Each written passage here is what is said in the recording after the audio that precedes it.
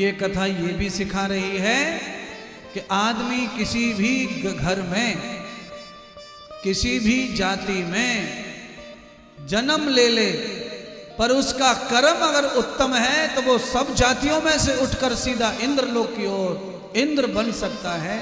राजा महाराजा महात्मा संत साधु ज्ञानी ध्यानी आचार्य विद्वान महान कुछ भी बन सकता है महाराज।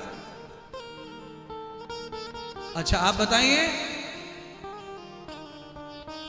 संविधान लिखने वाला कैसे घर में पैदा हुआ होगा, कैसी परिस्थिति होंगी उसकी। भीमराव अंबेडकर जी की परिस्थिति क्या होगी, उनकी जीवन चरित्र को जब पढ़ते हैं तो उसमें बहुत बुरी बुरी बातें लिखी महाराज।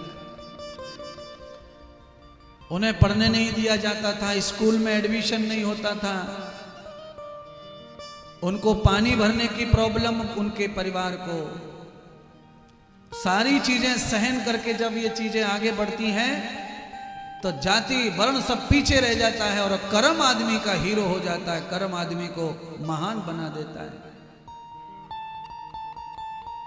कौन ऐसा है आज के युग में कि जो संत रविदास को न मानता हो न पूजता हो।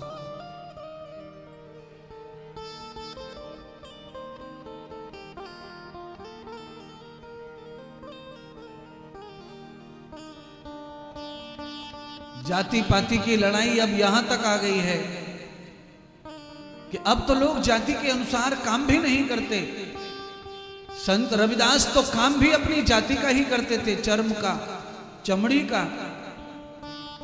काम उनके जीवन में बाधा नहीं बना, काम आढ़े नहीं आया।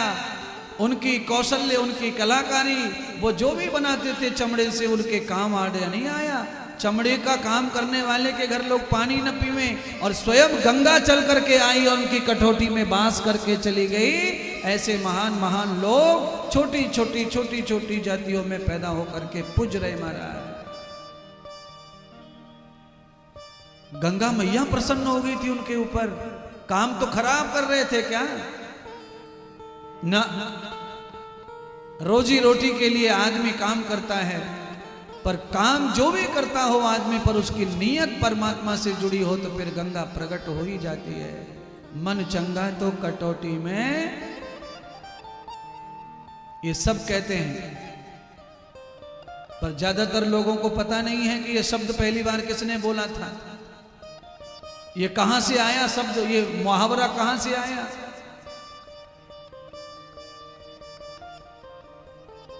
ये संत रविदास की वाणी है महाराज।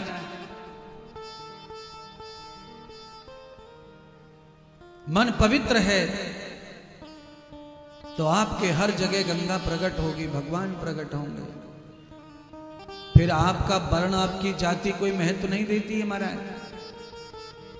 आप सब जानते हैं रावण ब्राह्मण कुल में पैदा हुआ, पर कर्म खराब होने के बाद क्या रह गया कुछ उसका कुल, उसका कोई वर्ण रह गया। कौन सा ब्राह्मण आज ऐसा होगा जो रावण को राक्षस न बोले? कौन ऐसा है जो उसको राक्षस नहीं कहता? सब राक्षस कहते हैं उसको। राक्षस का मतलब कोई जाति नहीं है, राक्षस का मतलब व्यवहार है, राक्षस का मतलब गुण है, राक्षस का मतलब कर्म है, राक्षस का मतलब उसकी करतूत है। आज राक्षस कुल में पैदा होकर वो इंद्र बन गए, देवता बन गए, और वो देवता कुल में पैदा होकर के भिखारी बन गया। पतन हो गया उसका। पतन कैसे हो गया? दूसरों के सामर्थ्य से, दूसरों की उन्नति से जो चिढ़ता है, जलता है, उसका निश्चित पतन होगा, गारंटी से पतन होगा, वो कभी ऊपर नहीं आएगा।